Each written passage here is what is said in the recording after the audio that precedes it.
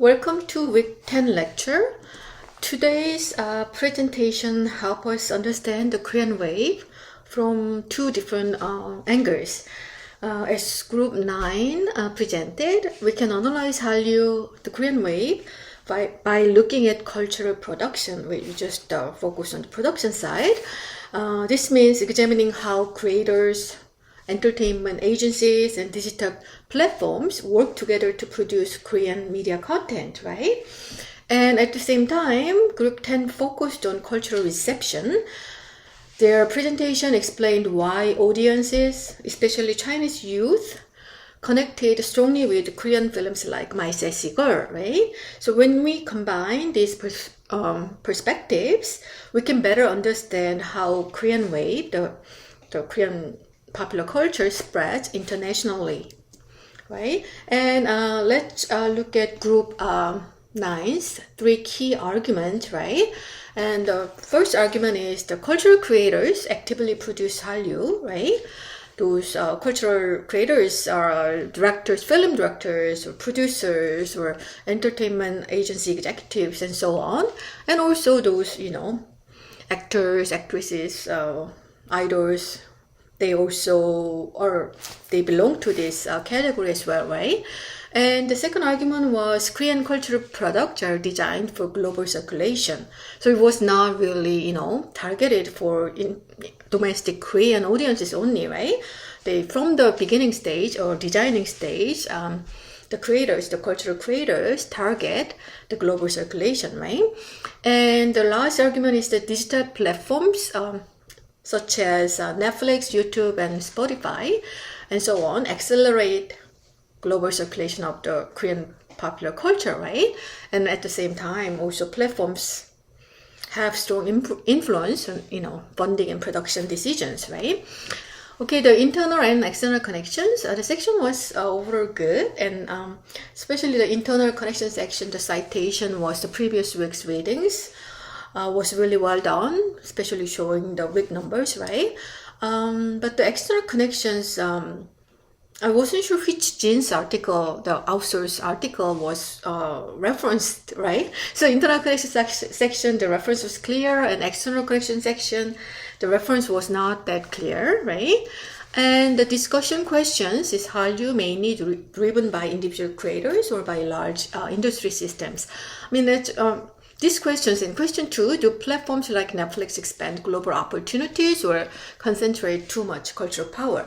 So these questions are all worth thinking about, right? But it is better to frame it as open-ended questions rather than yes or no, just to facilitate thinking about it, right?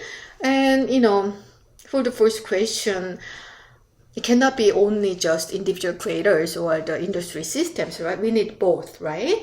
And also the industry systems, also the main element of the system is human resources as well, right? So we cannot say which one is more important, but I would say that the large systems, if the systems are not there, let's suppose there are no systems like that, and we have all this, talented people, right? And it'll take longer to rebuild, right? But the people, if the system's here and we don't have these people, then I think there are also other very talented people around, so it'll be faster to rebuild the whole thing again, right? But both are necessary, right? And then question 2, global opportunities, they definitely expand the global opportunities, right? Because of Netflix, a lot of Korea-made dramas are accessible by people globally, right? And also because of their scope, right? It's so broad, right? So global. They have a lot of power too, right? And building on Group 9's presentation, right? We can think of the cultural production versus cultural flow, right? Jin's article emphasized the concept of cultural production, right, as we talked about in Group 9 presented, right? So in other globalization theories, scholars often talked about cultural flow, right? And this means that culture spread, almost like the assumption is it's like a culture spread more or less naturally across borders, and usually from the West to other parts of the world, or from center to the periphery, right? But then, however, Jin argues that Hallyu is more like a pre-planned. There's really, it's not really accidental, right? It's not just natural in terms of the spread of Hallyu, right? So it is not simply culture spreading by itself. It is more strategically produced by the industries, and also strategically distributed, right? And the key implication here is global culture is not simply spreading naturally, and especially when this spread of culture involves somebody making money. There's really nothing that natural about it. Usually it's pre-planned, right? And strategically produced and distributed, and so on, right? And it is strategically produced by industries, right? And with economic goals and export strategies. They wouldn't really produce or spread anything unless they make money, right? That is really, really the essence of it, right? Why they do it, right? And Hallyu therefore reflects industrial cultural globalization, not only just cultural globalization. There's a very strong element of industry, right? And about the platform, right? Group 9 talked about it, and discussion 2, the question 2 also asked us think about the power of the platform, right? And today, global media industries are increasingly shaped by digital platforms like Netflix, YouTube, and other, Spotify, things like that, right? These platforms are not just distributors, right? They also invest in content and influence what kind of media gets produced. I don't know YouTube per se, they invest anything really in production of the content, because they are almost like, YouTubers, individual YouTubers or YouTube agencies or YouTube, content creating companies. They create their own content, and they just dump it into YouTube, and YouTube makes the most of money, right? They don't even invest in creating any content. They don't need to, right? But Netflix, they sometimes invest a huge amount of money in production of, films or drama series and things like that. So, if you invest a lot of money, you have a lot of power, right? But YouTube, they don't invest in any money in production of the content, but they have a lot of power, and they make the most money. So I think it's the best business if you compare Netflix and YouTube. I think YouTube business model works way better. You just don't invest much, and you just build this YouTube building, online building, and you just rent it out. I mean, and you just have to manage the YouTube building, right? Kick out the bad tenants, and and promote more good kind of tenants. But they bring their own content, and you don't need to worry about what kind of content you have to produce. You just rent the space out, right? Okay. So this also creates a new kind of power structure, and it is small number of platforms control global distribution. If they do that, and actually they're doing it, right? They can also influence which cultural content becomes visible worldwide, right? That's their power, right? So digital platforms both help Korean culture spread globally, and at the same time, they concentrate power in global media industries as well. And let's move on to Group 10's presentation. There are three main arguments. The first, the cultural proximity explains audience connection. I mean, why this Chinese youth could relate to Korean films like My Girl, because they share something similar in their culture, right? And the second point is Korean cinema became a competitive export, right? And it has very, high quality of production, high production quality, and then their market-oriented strategies made Korean films attractive in regional markets, meaning like a neighboring like a near Korea, right? China, Japan, Taiwan, Hong Kong, those markets, right? And my last argument, my sassy helped trigger the Korean wave. The film encouraged interest in Korean fashion, celebrities, and youth culture, right? And it was, way before the BTS time, right? Way before K-pop was that popular. Like Korean drama and film were kind of early kind of triggers, especially Korean dramas, right? Nowadays K-pop is more popular, but at the beginning was Korean dramas. And let's move on. The internal and external connection section was really well done.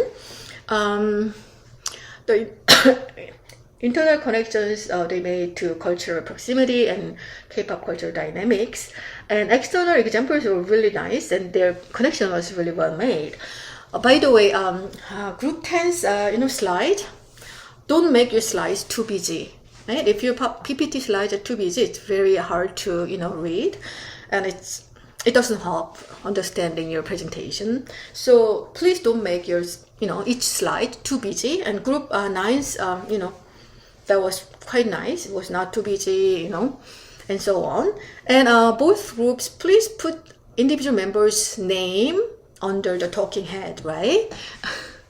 I mean, you introduced at the beginning. I mean, Group 9 did it just only textually, and Group 10 did it verbally, but we don't know who from that introduction, right? So please don't forget adding the name under each talking head. And both groups need to work on transitional, making some transitional comment. Oh, thank you for this, thank you who blah blah for this, and I'm now talking about this. That kind of connections that you need more transitional work, right? And then I think Group 9 did a really good job in making a statement of the claim. What each that each argument make a statement and put it in the very first part of each section of the argument, like short sentence, right? Statement.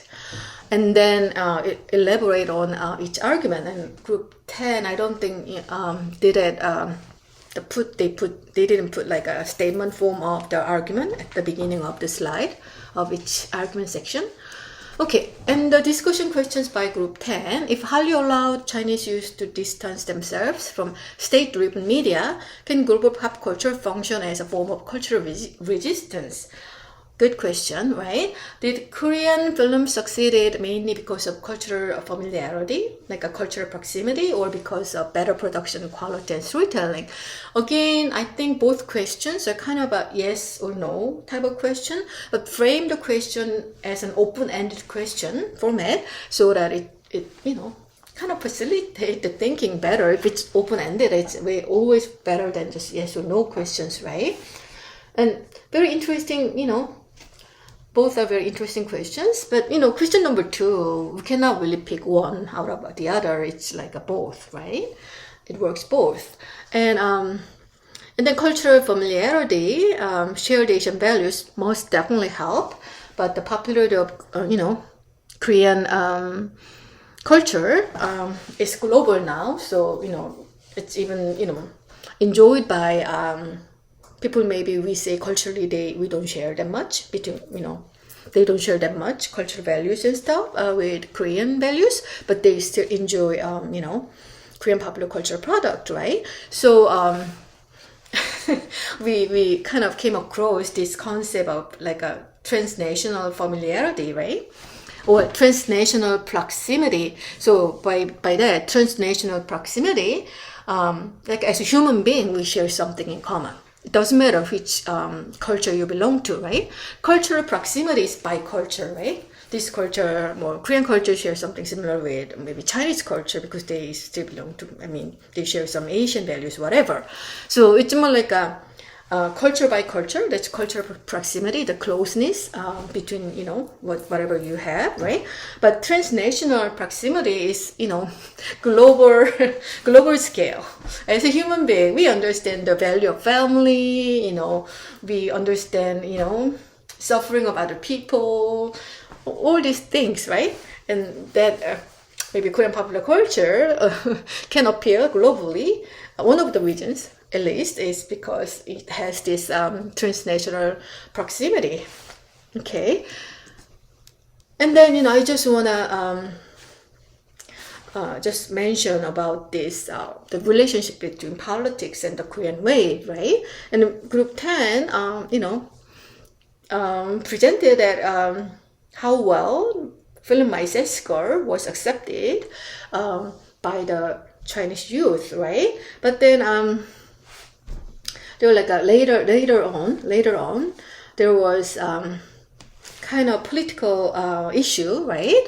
And back in like 2016, the tensions between South Korea and China increased because South Korea installed the U.S. missile defense system called THAAD, right? I don't know. It's like it's from the U.S. and South Korean government agreed putting that defense system installed in the soil of South Korea, right? So China got really angry about that, right? It feels like, American military presence is so much closer if it's in South Korea, right? The two countries are so close, right? So after that, China informally restricted Korean culture content, like they put a ban on it, right?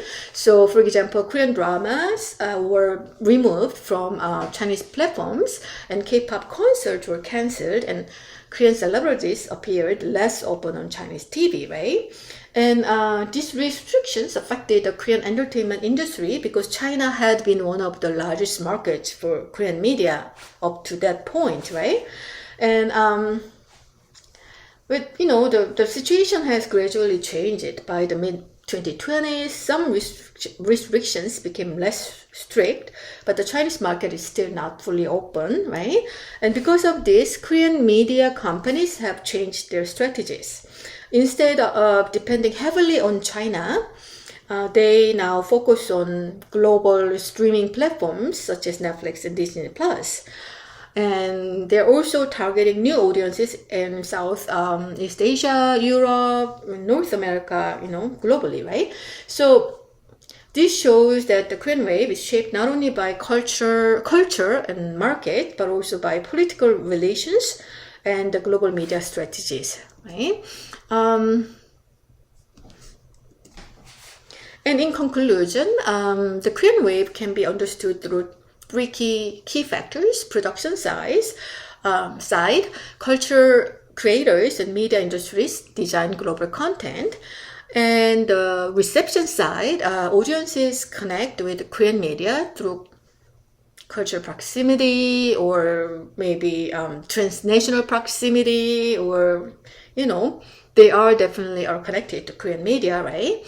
And in terms of the global circulation, the digital platforms and transnational markets expand the Korean wave worldwide, right? And together, these factors explain the global success of Korean popular culture.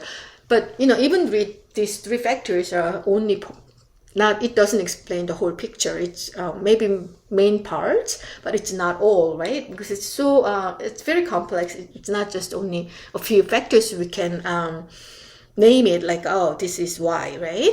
Okay, and thank you so much for your attention for today's lecture, and I will see you next week.